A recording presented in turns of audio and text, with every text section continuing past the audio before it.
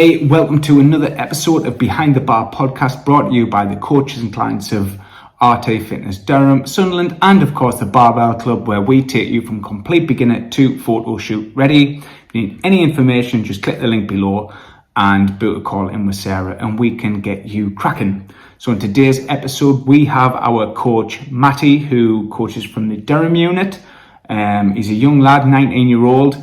He's got a brilliant mindset on him, and I'm sort of in awe of how he, especially at this age, is just taking it upon himself to learn, and basically so many life lessons he's learned. And it was a great conversation to have, from obviously where there's such a big age gap. I'm double his age, so big age gap of where he's at on his journey. And yeah, it's a good one all the way through.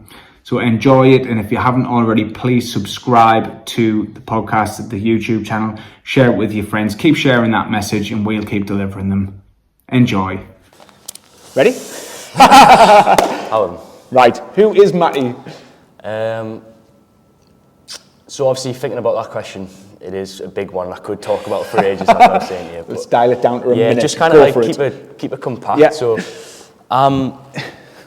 I'm a coach at RT Fitness at Durham in the moment, doing the PM Carnage. So obviously, if anyone doesn't know what the Carnage is, it is basically a circuit-style cardio-based session. Boot camp on steroids. Boot camp, people say it, yeah.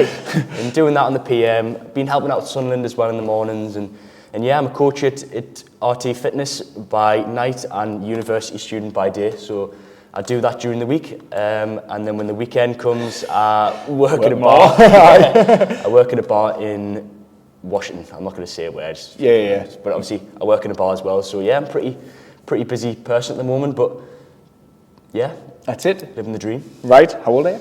I'm 19 years of age. I thought you were 20 as well. You know. No, I'm fucking 19. hell. Right. And so, what's your fitness background? Fitness background. Yeah. Well, if I'm thinking of fitness background, I'm going to have to talk about football. Yeah. So obviously, from about 6-year-old, I've played football pretty much all my life up until a few years ago. In terms of football, I played through, obviously, I'm not going to really talk about when I was younger, because everyone plays football when they're younger as a kid, or most people. Did you? Really? Well, in my circle. I still played. I was like picked last. Yeah, that's probably why. Yeah. But I didn't like it. I was shit. Yeah. So that's the thing. So obviously, as like a young kid, played football, did the teams and stuff, played through Washington, where I was from, and I was starting to get pretty good. I was pretty good at the game. You know, my mates around in primary school, you know, one of the better players, people giving you like credit for playing football. And you're like, yeah, I like this, because when you're younger and you get a bit of credit for something, you're like, yeah, I'm going to do this. Kind of bit of psychology there. And as I went to secondary school, I made the decision to go to a school where I played football instead of lessons, such as art. Yeah, same school, isn't it? Such as art, baking, detail. I can't remember off the top of my head, but basically like lessons of the such, like missed them, did your maths, English, your basics, and played football every day at school. So, because obviously what you was the Horton Sports College, but so that's how it works. Yeah, so it does it, right? Yeah, so I played football every day. I would get changed in the change room with the lads. There's a group of about 18 of us at the start. Right. All of us aspiring footballers, ran by an ex-professional footballer. So we did that. They do similar things in France, like where they did that, and it was like more. It was pretty new in England at the time. Okay. I don't know if there's more now, but they did that, and yeah, I loved it.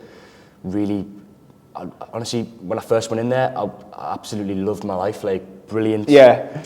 You don't feel better than people in the school, because we had a bit of a reputation for thinking that you were better than someone because we're doing football, you're doing baking, whatever it is. But it's not even what it was. It was more of like a group of lads who you train with every day, you see every day, and you just form this connection like never before. It was just like the mentality in there was great. It really was. And everyone was like same goal. Particularly early on, it was like professional footballer, everyone on the same wavelength. When you're around that many people who want the same thing, it's like everyone was developing so much, because everyone's like competitive, and I'm trying to be better than him, he's trying to be better than me, and it was so good. And early on, like I probably developed so much in them first few years, and as a result of that, I signed for Newcastle at year 8 as a result. Fuck, right. So I went from playing I was a good footballer. I played for Gateshead, won the Russell Foster League at the time when I was in year 6 or whatever. Did well there, and then took my talents into obviously keeper and just progressed so much linear progression there, gaining confidence. I was getting touches on the ball every day. You know, lads who were my age weren't getting that. You know, they were doing it after school with their mates. Right. Yes. I was really sectioned, and that's probably why you can get ahead of the game doing that. But obviously, we'll talk about maybe the negatives of that ahead. Right. But signed for Newcastle, and that's pretty much where I was from age 13, 14 till 16. So I did that. Played for Newcastle, did the day release where you miss a day of school, go to Newcastle, play there. And, you know, you see people like Peter Beardsley and people sort of Newcastle. I actually know, I don't have a clue about football, but I am. Yeah, exactly. So that just shows the kind of level of that. And completely obsessed is the word I would use for my time in that space of fitness. But obviously trying to relate it back to now going into the gym, away from football, is basically as the years went on, suffered with injuries as you do as you grew up in football, starting to then kind of at that level. Yeah, so playing every day, and then things don't go your way. Yeah, you start to resent it. You're thinking, you know, these people are doing better. This and this. I can't get a break, whatever it is, and you know, everyone has a story. And with such a young mind frame, because your brain isn't fully developed, so it's 100%. Like you're going through a lot of different things at the time, and it's to have that pressure. It is, in a sense. I think that's a big one. Obviously, I don't really speak about it, but the amount of pressure on young lads when they're in the academy system is scary. It really is, and it's more self-induced than anything. So people might say it could be like parent pressure. Never was for me. Never. Like my parents were mint with that. Always like on my side. And did your parents move to there because of it as well? No, so we moved to Houghton. We lived in Washington, but we moved to Houghton to pursue like the secondary school. But in terms of Newcastle, we used to like. That's what I mean. So your mum and dads have actually moved to there to help with the progression for the fucking hell, man. So it was a big thing, you know. Like, of course. Because this is what it is. Like it's football, and the amount of pressure you put on yourself, particularly when you're good at the sport and doing really well, and then injuries happen, you come back and you're not quite the same. You're like, what's going on? People are ahead. People have had 6 months on me when I've been sitting in school doing nothing, and these things catch up on you, and it doesn't really matter how it happens, but this knock of confidence, it's like a snowball effect. And I think that's kind of to demonstrate what happened to me is this snowball effect of lack of confidence.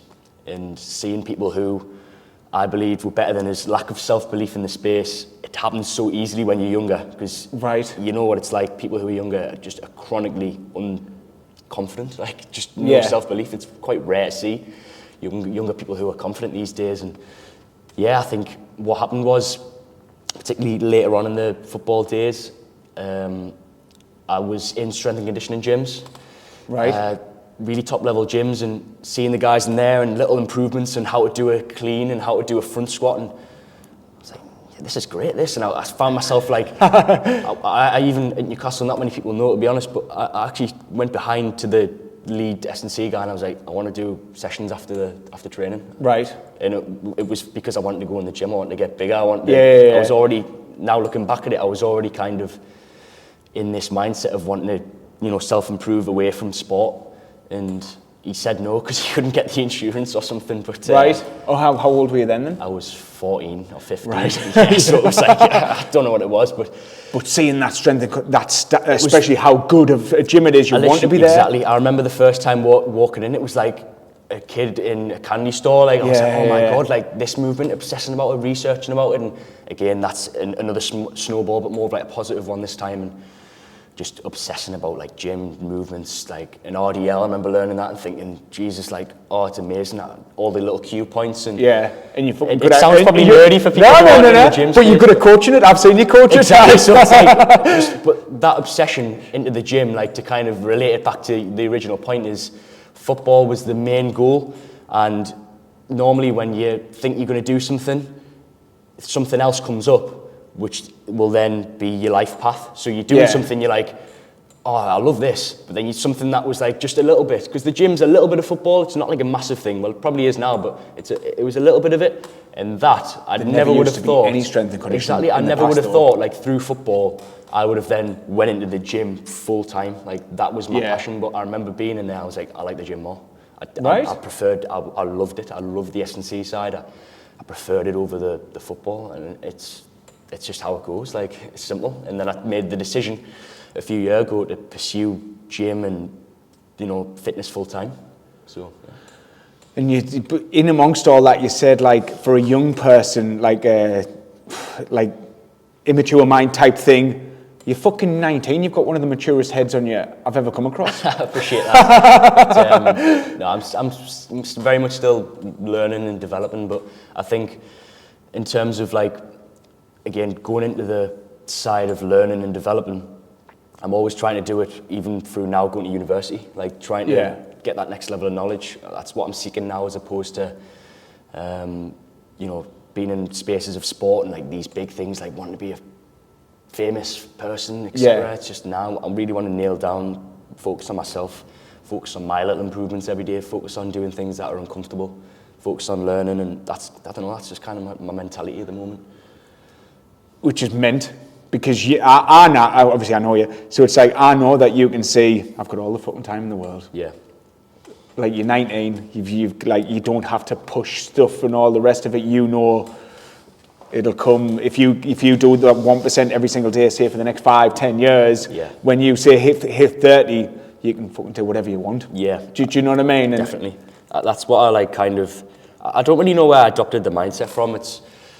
It's hard to say, but maybe it's being in them really highly competitive situations and like environments. Being in Newcastle, like everyone wants your job, everyone wants to take your job, everyone wants to take your starting place.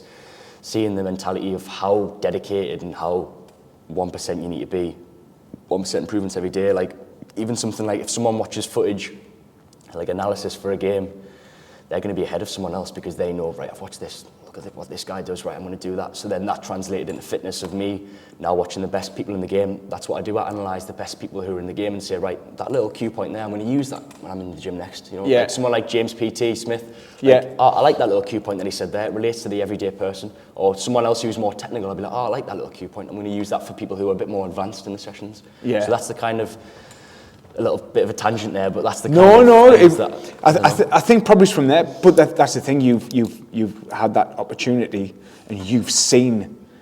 At the end of the day, I never seen any of that when I was a kid. I seen not even having a goalpost with 2 fucking jumpers. Do you know what I mean? That was our footy field. Yeah. And to what we only ever seen on the telly was on the telly, and that was it. And no strength and conditioning was there. Yeah. And you've went to see all of these things, and you've seen the competitive side at that young age. So. You've had your eyes opened early on. Yeah, it is a very eye-opening thing. I could talk about like sport and the academy thing for so long because there's so like much that people don't see. And I think it's, there's a lot of good things in there. Like if you're doing really well, it's mint. It really is, but it's very, very cutthroat. And as a young lad, there's that much money there, isn't there? It's soul destroying because as a young lad, it's like you want to be special, you want to be the one, but it's brutal because it's like that. It's cutthroat. If you're not pulling your weight, just as like you learn as an adult, you're gone. If you have a job, you're not pulling your weight. It is what it is. You learn it very early on. People at school, they're going out, they're having fun and that, and you're like, I can't just do in the that. Park? Exactly, I can't do that because I need to try and make it, even though I'm not doing very well at the moment.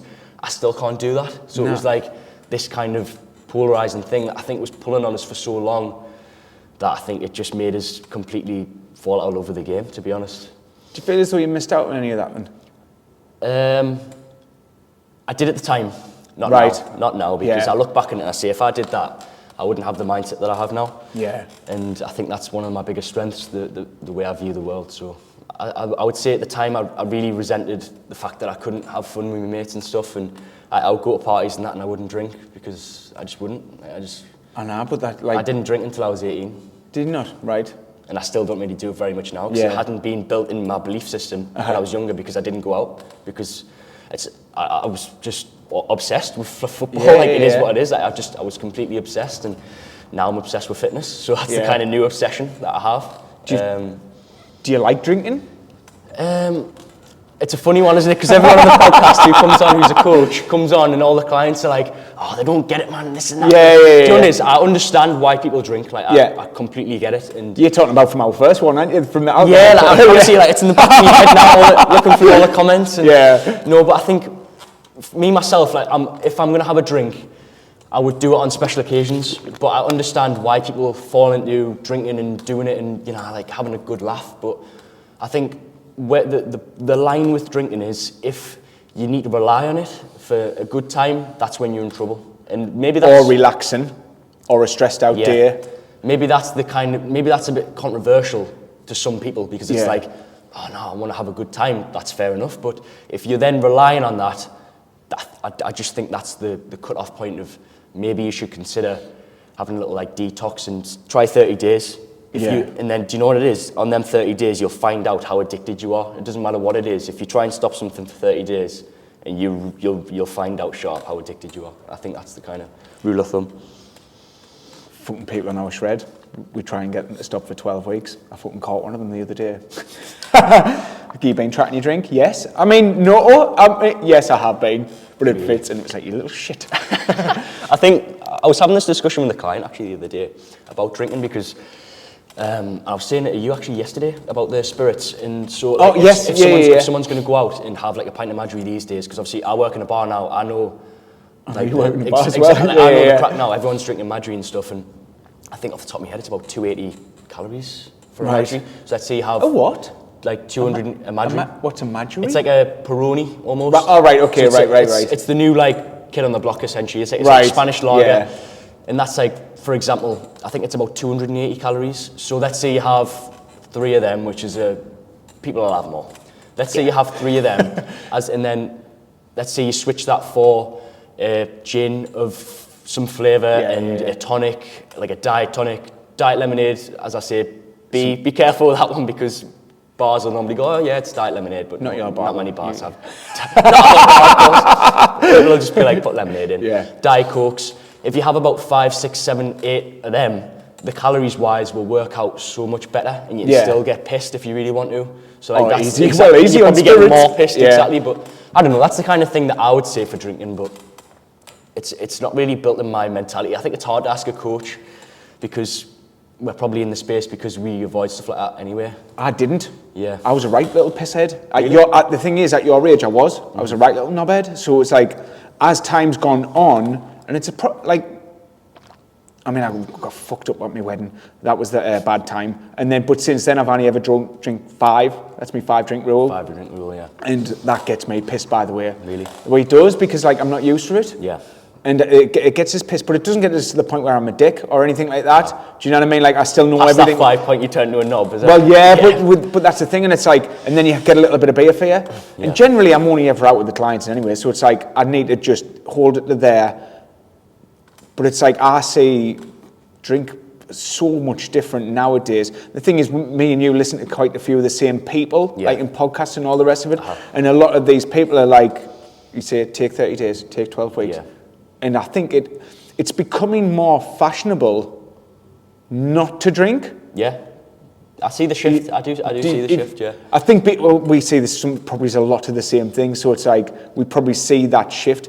One thing I don't like is like, I've had 100 days sober, this. It's like, all right, we get it. Yeah. But then they never it's that balance, isn't it? I think that's so key, particularly in people who are like lifestyle type clients. Like, if you're trying to, like, I don't know, compete in bodybuilding or something, then, or do you know what I mean? Like, if you're not a lifestyle person and you work a job and you go to the gym and that's why you're doing it, you're an everyday person, drinking will be something that you can still do. Like, it's not something that you need to cut out and say, I'm a year sober. If you want to do that, mint. Like, it'll help loads, but it's, again, lifestyle. Like, you need to have balance, because if you do 30 days of like going hard as you can at work, like no social media, like going hard, you do that for like 90 days, you'll burn out. Like, you need to do it in little like mini segments, and like have maybe one thing, like even like a dinner every month or something, like with your mates, or like have a big dinner with them, and that's your big relax, like one day a month, instead of saying, even like a big piss up. I'm stopping drinking. Exactly, like just when they're always do it every year, yeah. Once every 3 months or something, and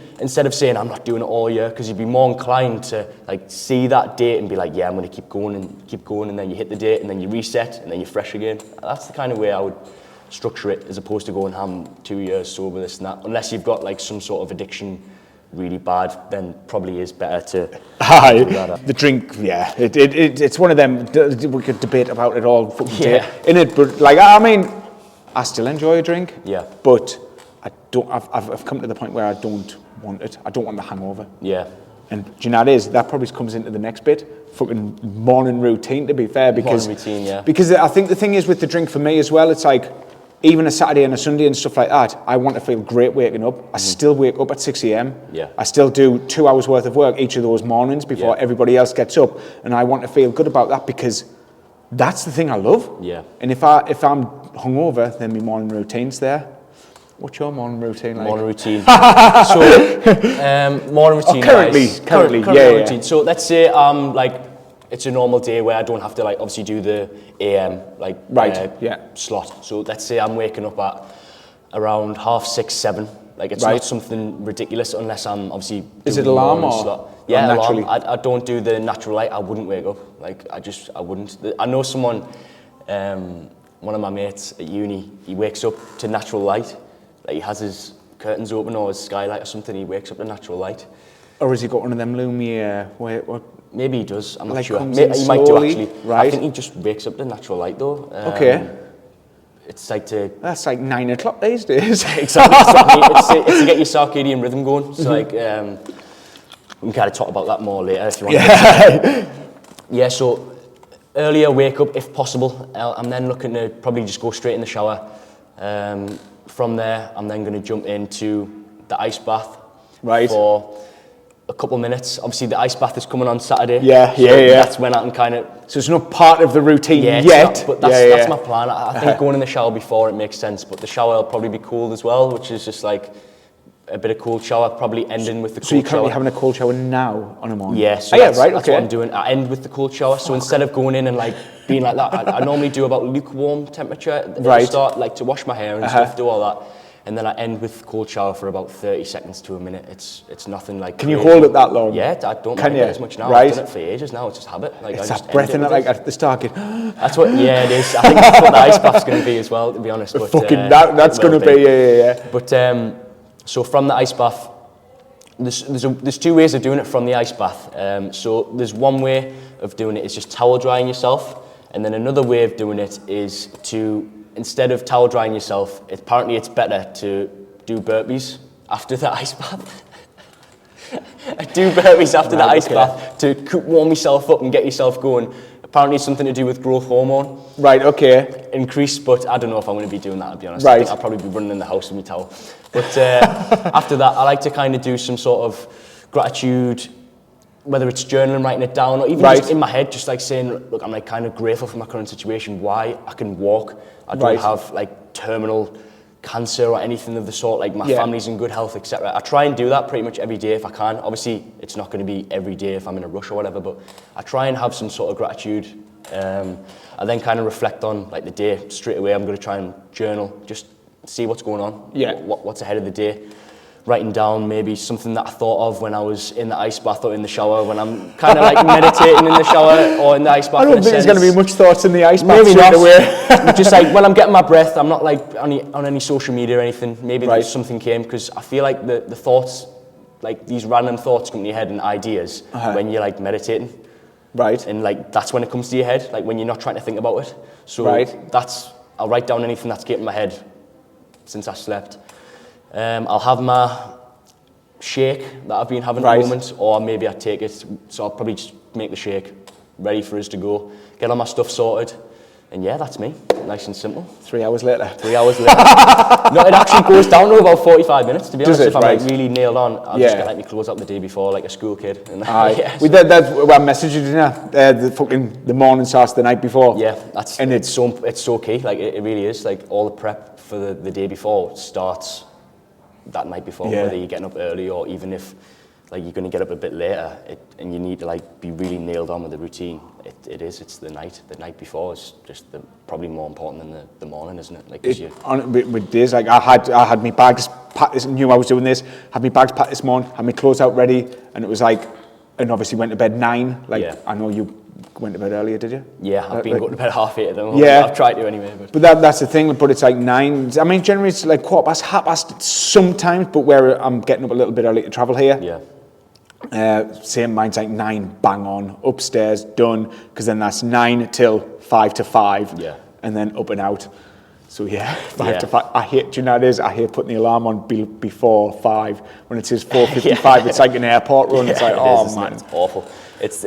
But I do like the early mornings in a sense, because it's just, no one's awake. It's It's silent, so like peaceful, isn't it? And I think a big one that people might do that I wouldn't recommend is going on social media straight away when you wake up. Like you're gonna fry your brain. Right. Depending on who you follow on that though. Yeah, maybe I'm coming from like a young perspective, but I feel like particularly with young people, we're on social media looking at people who are better than us. Yeah. And there's always going to be someone out there who's better than you. That's fair enough. That's part of life. But if you're then going on and you're looking at 10 people who have 6-pack abs, probably on gear, claim natural, and you're looking at that as soon as you wake up, you're not going to do anything that day as well as you would have. You're not going to feel as good about yourself as the day. I think that's something that people might have to even try themselves. When I don't go on social media until later on in the day, I feel better. Like, and any time I go on social media, sometimes honestly I just feel worse. And it's not because I'm trying to compare myself. It's just your brain. It's like seeing someone who's better than you, and you're like, shit. Like it's just these people though. Are you not following them directly then? Yeah. So, but with Instagram now is so. What it used to be is you follow who you follow on Instagram. Yeah. And then it ends. You can't scroll anymore. Now, once you hit your following, it'll go on to recommended. Yes, so loads of different videos, you can see absolutely anyone. So that's normally when it comes in of these like absolute freaks of nature, and you're looking at it and you're like, Jesus Christ.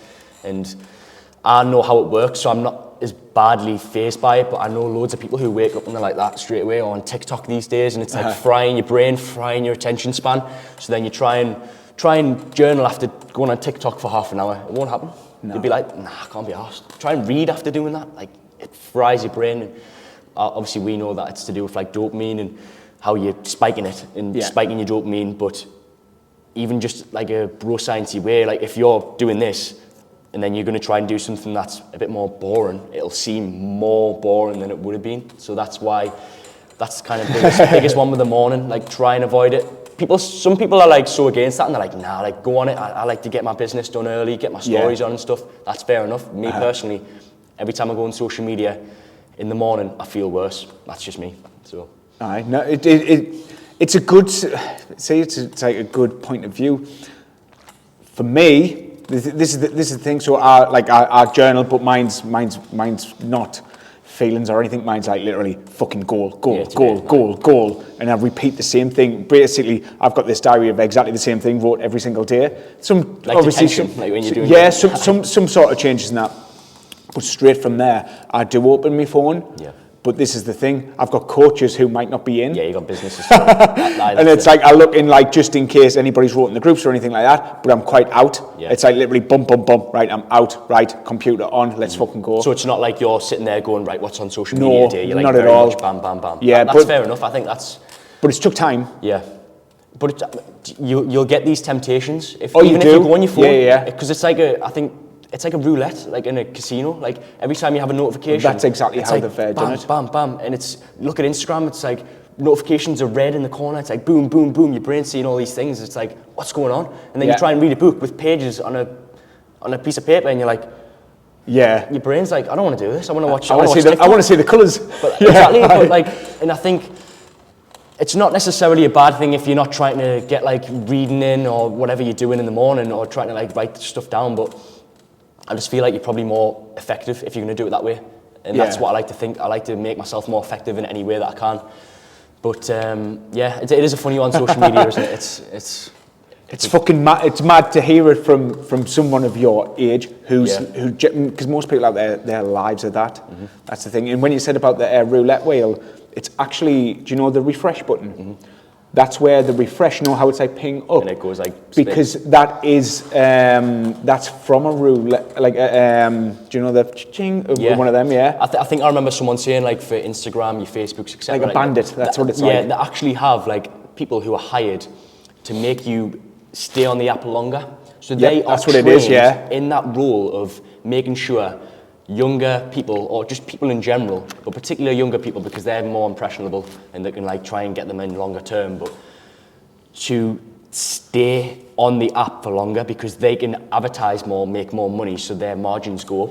So they're going to make everything as addictive as possible. That's why they probably do the roulette thing. That's probably why the notifications are in red. That's probably why TikTok works. Exactly, because it's your attention span. Like, I think if you go on TikTok now, like, obviously each video is around 10 seconds or something. Yeah, you can do your longer videos, but in general, it's like, it's in your face. It's like, if you're a young lad as well. It used to be capped at 15 seconds, I'm sure. I think that's what it's, you can do it at like 10 minutes now, I think. But like, even as like a young lad now, like you go on, you see like someone who's like a man who's bigger than you. You then see a lass who's shaking her fucking arse on TikTok and you're like, fuck's sake, I don't want to look at that. And then there's another one and you're like, fuck's sake, it's like frying your brain. And then you try and go in the real world and it's just not the same. I think it's, I think the people who are trained to get people on these apps are doing well. And of course they are. Really well, but they're doing the job well, That's probably why people are so addicted to it because, again, there's people there who are, they're an expert in the field of getting people addicted and staying on because margins will go up. So, I don't know, it's hard. I think the best way to do it is to avoid it for a little bit, go on later on. That would be my advice. Go on maybe after work, maybe at lunch during work, whatever it is, or I would try and avoid it in the morning unless you need it for text phone calls, but then that could be a cope. Like time limit? You could put a time limit on, but I've tried that with TikTok before, putting like a 10-minute timer on, you're like, 2 minutes. Oh, because then it comes up the notification. Yeah, and you're like, time, isn't it? I'll just finish this video, and then it's like, bam, bam, bam. So, I don't know, but then I think if people say, I need to go on my phone in the morning, it's generally going to be a cope, like, unless you have a business to run. Yeah. People will probably be like, no, I need to, man, because of this and this, and then you really like get down to the point and you're like, you don't really though, do you? No. But I don't know, maybe I'm just nitpicking. I do fall into it sometimes. It's still like, because I'll be picking my phone up that much to check business, and then I look and it's like, for fuck's sake, I'm not even looking at anything here. It's scary when you look at like your pickups and stuff, isn't it? Like, I haven't looked at them in a while. I always get my notification, I think Sunday or Monday, of how much my screen time is up and down. Yeah. And what I hate about it is though, because where I say I am uploading reels or I am uploading this, it's like, and I'll leave me photos open on the side where I've got my laptop when I'm just double checking things. Yeah. And then my screen time's going up, but it's like, I know, but this was work. This is work, please don't. But it's not, screen time like, don't go it up. Because I do try and keep it down. Like on a Saturday, we'll try and keep it away, keep them away when we've got the kids and that. Yeah. Like, do you know, more human connection. Yeah, more like, human connection, because like Jake's obviously 13 and it's like, oh. But it's doing this, like the kids now though, like the phrase is iPad kid. Like you see kids now who are just got an iPad on the face like that. And I think restaurants, people are going to see the negatives of that. And I think it's happening now because people are becoming less social. They can't communicate. Yeah. Younger generations now are struggling to communicate, more awkward people because they don't have to be. They're here, they're texting. Yeah. And I might fall into that sometimes, but I think it's probably my age bracket where there's a lot of that in my age, but like 13-year-olds now, that's scary. Like it is. In 10 years' time. Well, we don't know where it's going to go. That's the workforce, isn't it? Like, it is though. Like, how are they going to be able to communicate properly? Maybe, I don't know. But then it's the thing is, those people aren't going to be able to communicate properly. So what those people are going to be put into is the mind-numbing jobs. What is just the repeat? Like at the end of the day, I used to work in a factory. Yeah. On one station all day, next, next, and the thing is, we still need the thing is, the societies, we still need all of these, do you know what I mean? But then these people, maybe who have got a little bit more sense and understand the algorithms and all the rest of it, and like, all right, this is this, they are going to succeed in other things. Yeah, so there's more time now, like, if you do the right things, to become a success. Is that what you kind of saying? I think whichever way the world works, we still like those where you said that it's going to be our workforce in X amount of years. Yeah. They are, but them are going to have maybe it's just the normal jobs. Yeah. I don't want to say normal. know, Do you know what I mean? Yeah, it sounds horrible, you know what I mean. What's that fact? I've said it before. In 10 years' time, 40% of the jobs aren't even going to be invented yet. Yeah. So is it something like that, Yeah, or so 20%, or something? I see what you mean. Crazy? So maybe like we'll go with the new times. It's not really to do with communication anymore. But I don't know. I feel like it's such like it doesn't really matter what you do. If you're a good communicator, you can get out of situations. Yes. Like it's just I don't know. It's just you can work through life better. Yeah. It doesn't matter if you go into the shops or like you do something like if People I do don't something need wrong. to go to the shops. That's true as well, yeah. Or maybe like when you're at your door getting your shopping in, Yeah. I suppose. But even like dating's probably the worst. dating, yeah, I suppose that's so you're going to see like a generation of particularly men because I feel like men's probably the worst for this. Right. Who are just like have no partners, like they're just you know what I mean? Maybe virgins for longer. Maybe I think I don't quote us on it, but I think the statistics might be going up in terms of like increasing number of virgins who are men because there is that lack of communication. There is that people now see social media. Like the lasses won't want people who are just normal now. Like they see social media, see all these lads who are in absolute great shape, etc. They'll want them because they see them all the time. So it's, do you know what I mean? So that's another even tangent on that. So or they've got access to porn younger. yeah, I think porn's like that could be like a 3-hour podcast in itself. Honestly, it's absolutely it's been normalised and it's just complete. It's the devil. Like it actually is. I couldn't. Well, because it's so accessible. It is. It's frying your brain. Like what you're watching two people have sex. Yeah. And you're masturbating over it. Not properly. And you wish let's say you're the man. Let's say you're the man. It's like these 4K angles and stuff and that. And let's say you're the bloke watching it. You're looking at a man have sex with a girl you want to have sex with. Yeah. That's cuckoldry. What you doing? Like, yeah. I just think with that one, like, just cut it out. Like, it's just right. It's just absolute. It's a load of shit. Like, yeah. It just is, mate. Like, get in the real world. Why you? It gets you down this path of like addiction. Like you can see it. Like anything that you're gonna do, because people will be like, "Oh, I'll do it whatever once a day or once a week or whatever." You won't. You'll do it multiple times. You'll make it worse. You'll go down a path, and it's just there's no value in it. I don't know. It's something that not many people talk about. No, it's one of them things that probably people do and people don't talk about, but it has.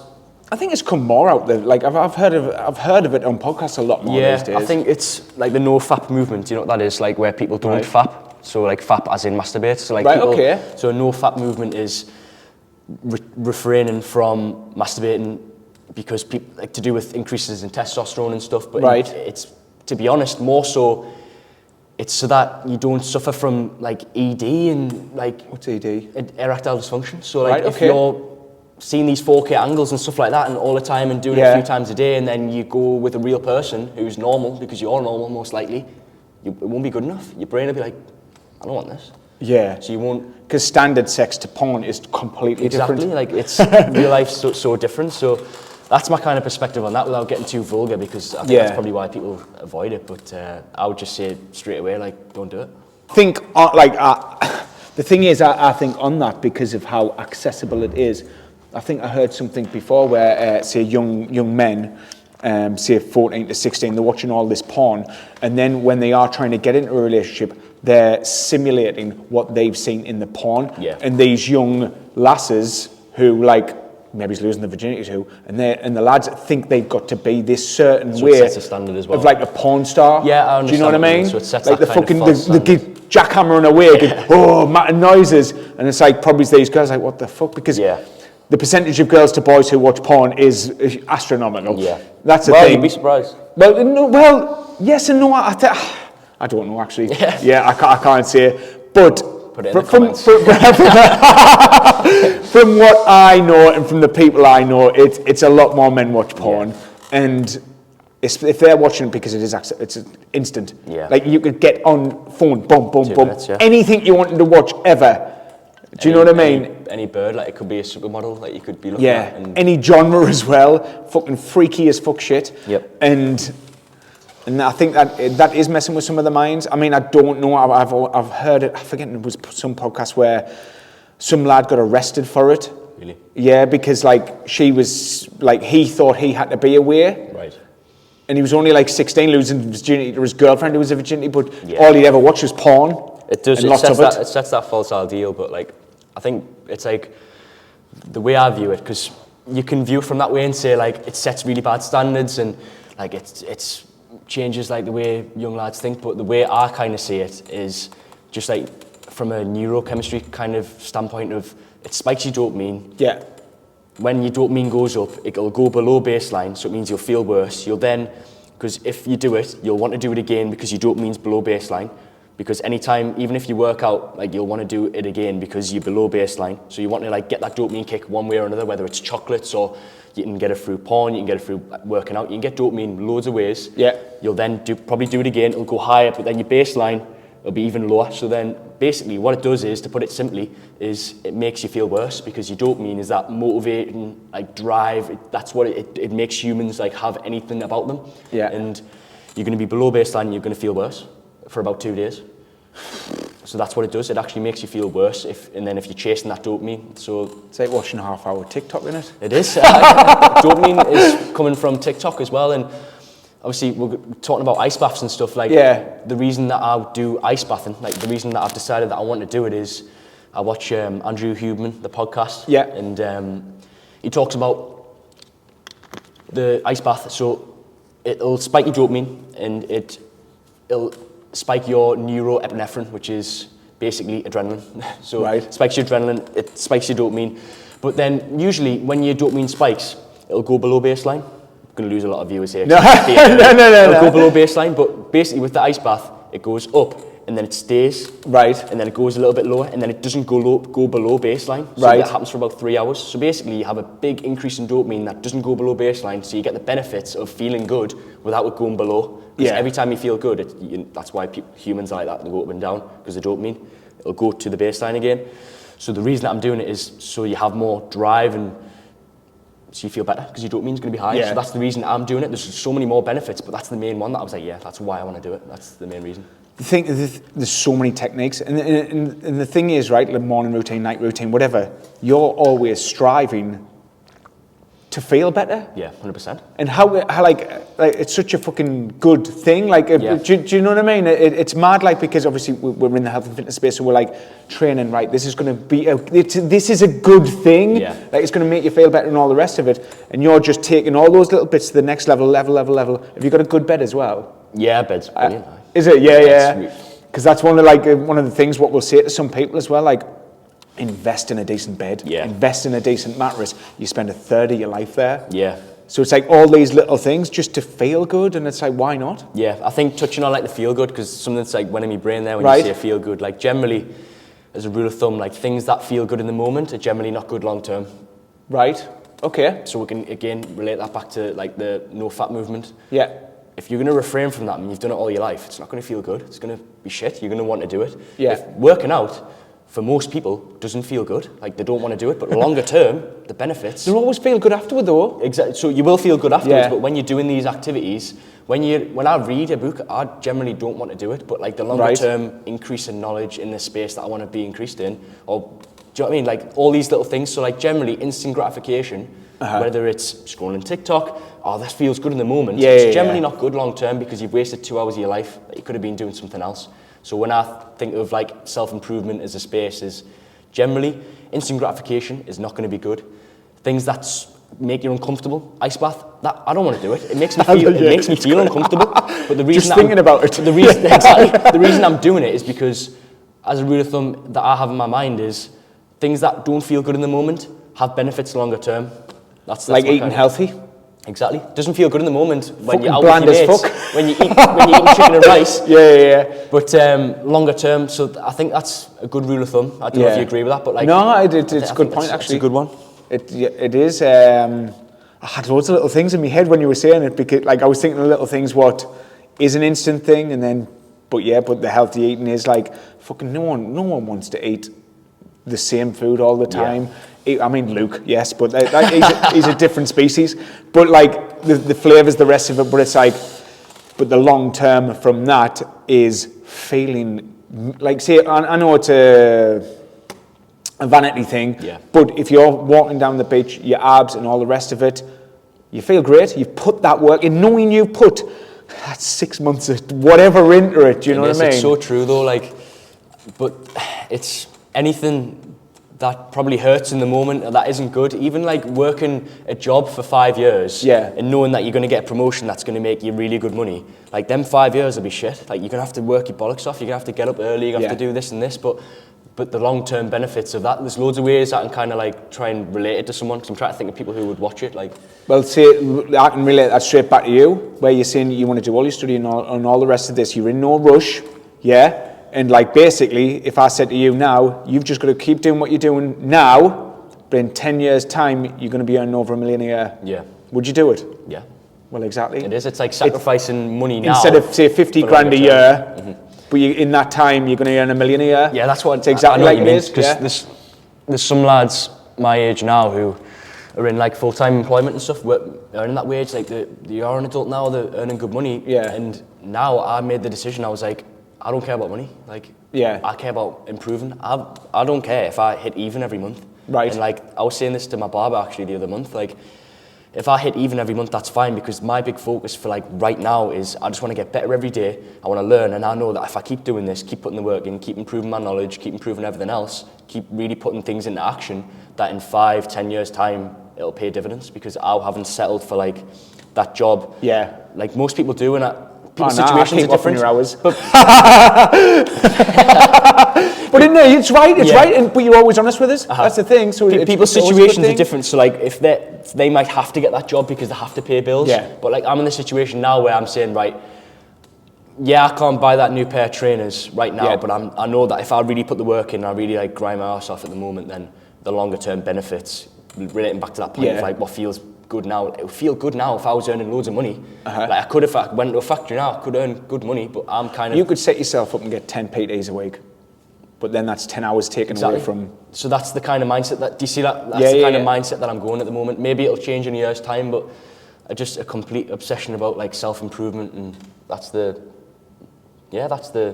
thing. Meant. Right. You like podcasts and books. Give us your top 3 podcasts and your top 3 books. Oh, wow. You didn't say that one coming. I'm gonna do a few different ones, because in terms of books, like you can name all the good ones. So, well, let's say the 3 what you feel, because where you were talking about before, I remember now, where it's hard at the time reading. Yeah. It takes you 10 hours to read one book just to get one nugget out of it. A good, I don't know. But what you most takeaways from a book, right? Like, because some of them really impact. Like Atomic Habits was a massive one for me. Yeah. Do you know what I mean? Like I've read it 4 times now. Yeah. Like I do a yearly review on it. But go for it. I'll do impact. So in terms of books, I think How to Influence People has to be. Right. Okay. Right. Yeah. The second one I'm going to say is David Goggins' Can't Hurt Me book. The first one. The first one. Yeah, brilliant. It's a great book. And the third one, it's a bit of a different one. It's called Outwitting the Devil. Right. So it's based about this guy speaking to a devil. Okay. Like it's obviously fictional and stuff, but it's based around like that kind of I don't want to spoil it, but it's like self-improvement and like... You're right. It's basically how to apply yourself, etc. And it's good. It's a good one. In terms of podcasts, I'll give it a read. I've got it in the house. I'll give it fun. Podcasts. Andrew Huberman with Jocko Willink. Right. It's about 3 hours long. I can't remember the name of it. Well, no podcasts in general, so like the shows in general. All right, so, not specifically, because fucking hell, you listen to loads of them. Well, the 2 I would do, like specifically though, is Huberman. I would definitely watch that one because it's great for accountability and taking a step back. I think you should watch that one as well. It's like for leadership and stuff like that. Jocko Willink's made for that. Second one for Huberman would be the Dopamine podcast. It just tells you what dopamine is, how it works, what the cold exposure is all about. He'll be able to tell you better than me. Like, I'm only a first year in uni. I'm no MD. So Joe Rogan's a good one. Like, I think he's got loads of info style people on, and then he's got loads of like comedians going on. So I think Joe Rogan's really good. Chris Williamson. I don't know if you watch Chris Williamson. He's had Jocko Willink on, David Goggins. I'd say they're my top 3 that I go to. Right. in the Barbell podcast. Yes, get in. Fucking that should have been top, shouldn't it? That's my best for last. Right, then last one then, bud. So what advice would you give to someone wanting to live a leaner, healthier lifestyle? Leaner, healthier lifestyle. Keep Keep it simple. Yeah, I was going to say you I'd can go say simple or yeah. Keep it simple. Get your steps in. Eat from the eat well plate. Hit your calories. If you want to maintain, hit your calories. If you don't know what that is, you can type in, is it TDEE? Yeah. Type that in Google or get a coach. Coach is probably the best bet if you're really serious about it, but get your steps in. Eat clean in terms of eat well plate. Just Google it. What's the eat well plate? And yeah, just keep it simple. Go to the gym 2 times a week, 3 times a week, around your schedule, whatever you can do, and don't overcomplicate it. If you do too much at once, you won't do it like anything. So just keep it basic until 3 years down the line, then you can start adding these little complicated things in about dopamine and ice baths and stuff. But like, just keep it basic. Like, I don't know. I suppose that's my piece of advice. That's it. Perfect. Cheers, buddy. Well done.